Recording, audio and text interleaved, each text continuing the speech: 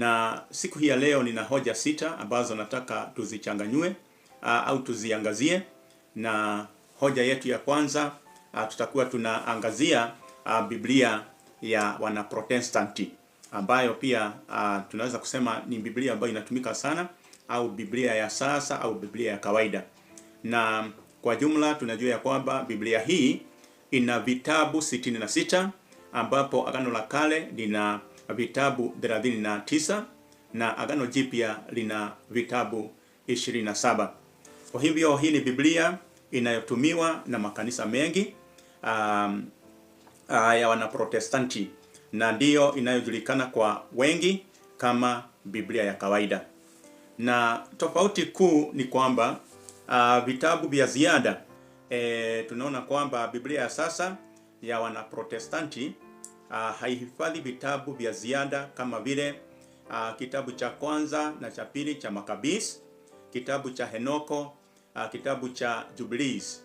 Kwa hivyo ni tofauti na Biblia ya Katoliki na vile vile ya Ethiopia. Kwa hivyo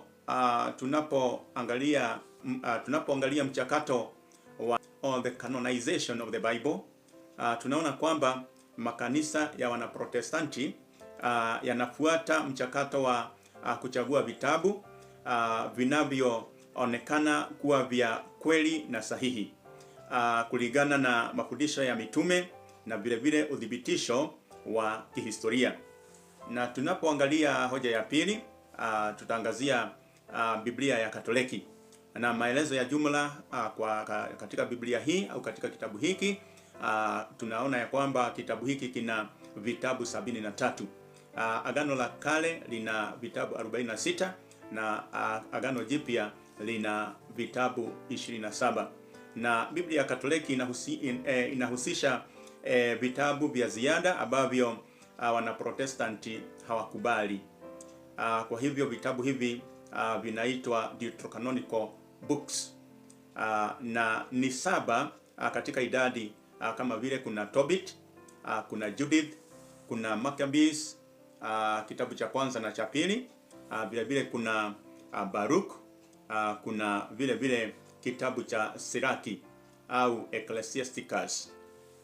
Na tofauti kuu ni kwamba vitabu vya ziada, tunaona ya kwamba Biblia ya Katoliki ina vitabu vya ziada ambavyo Wanaprotestanti hawavijumuishi. Kwa hivyo hii inatokana na kanuni ya mapokeo ya kanisa la Katoliki, ambapo vitabu vilivyokuwa na matumizi ya kanisa na vilivyokubalika kanisa vilijumuishwa.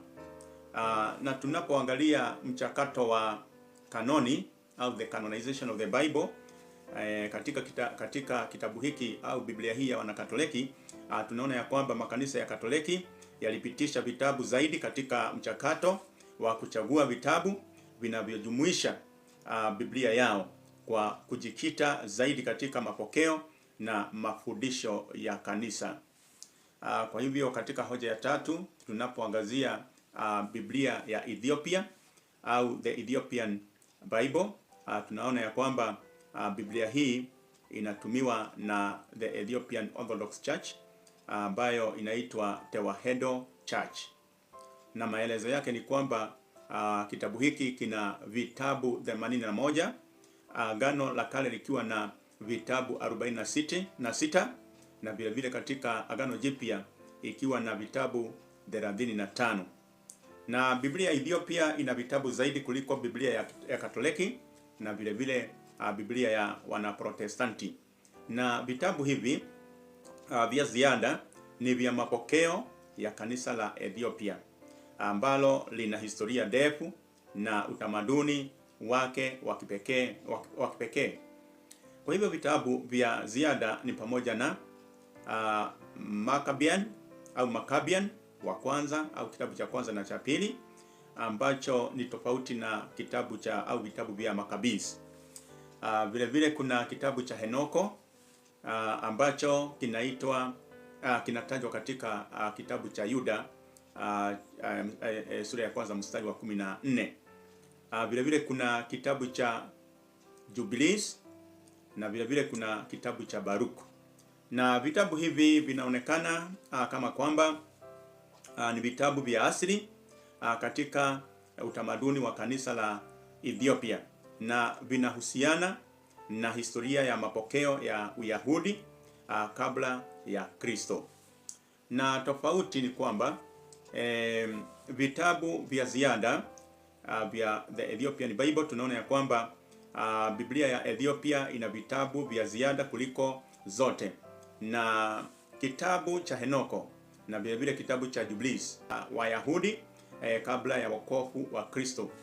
Na kanisa hili la Ethiopia linachukulia vitabu hivi kuwa na umuhimu wa historia na kiimani kwa umoja wa waumini wake. Tunapoangazia hoja ya 4, tunaangalia hoja ya 4 inasema tofauti zaidi za historia na mapokezi au mapokeo ya kanisa. Tunaona ya kwamba kanisa la Katoliki linajivunia mapokeo ya kihistoria yaliyodumu kwa miaka mingi, ikiwa na mtindo wa kujumuisha vitabu vingi na kutegemea viongozi wa kanisa na maamuzi ya mabaraza ya kisekula. Kwa hivyo kanisa la Waprotestanti linapendelea mtindo wa Biblia moja ya wazi na kulenga kifundisho cha moja kwa moja kilichopokelewa na mitume na waandishi wa Biblia. Kwa hivyo kanisa la Ethiopia lina historia ndefu ya kutumia vitabu vya Wayahudi wa kale na mapokeo ya imani ya Kiethiopia, ambapo kitabu cha Henoko na Jubilees vina nafasi muhimu.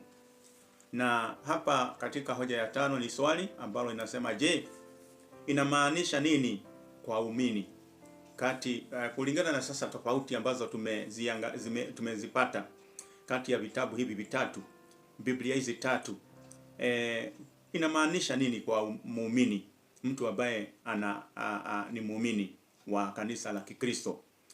Tunaona ya kwamba ujumbe wa wokovu kati ya vitabu hivi vitatu haujawahi kubadilika, na hata igawa kuna tofauti katika idadi ya vitabu kati ya hizi Biblia tatu, ujumbe wa wokovu kupitia Yesu Kristo na mafundisho ya Biblia haujabadilika. Kwa hivyo katika Biblia ya Ethiopia, Katoliki na Wanaprotestanti, wokovu ni kupitia imani katika Yesu Kristo. Kwa hivyo tunaona ya kwamba ingawa kuna tofauti katika orodha ya vitabu, waumini wanapaswa kuzingatia umuhimu wa ushirika na umoja katika imani. Kwa hivyo tunapoelekea kuhitimiza, tunaona ya kwamba Biblia ya Ethiopia, Katoliki na Wanaprotestanti zinajumuisha mapokeo mbalimbali ya kihistoria na kanuni zilizochaguliwa kwa uangalifu, lakini uamuzi wa wokovu unaendelea kuwa thabiti. Kwa hivyo imethibitishwa kupitia Yesu Kristo. Kwa hivyo makanisa yote yana lengo la kusambaza Injili na kuhimiza maisha ya haki kwa waumini wao, hata kama kuna tofauti za kimaandiko. Kwa hivyo kwa hayo na kutakia kila la heri, na jua ya kwamba kwa sasa tayari umeweza kuelewa tofauti zilizoko kati ya kitabu cha kawaida ambacho kinatumika sana na Wanaprotestanti, kitabu ambacho kinatumika na Wakatoliki, na vile vile kitabu ambacho kinatumika na kanisa la Ethiopia. Kwa hayo Mungu akubariki na kutendee mema. Shalom.